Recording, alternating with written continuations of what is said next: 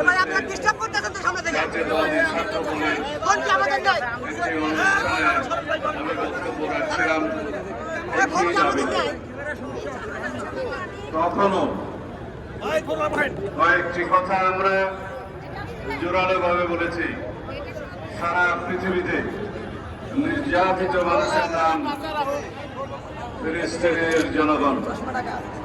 সারা পৃথিবীতে মুসলিম বিশ্বের নীরবতার কারণে সারা পৃথিবীব্যাপী মুসলিম জনগণ গণহত্যার শিকার হচ্ছে।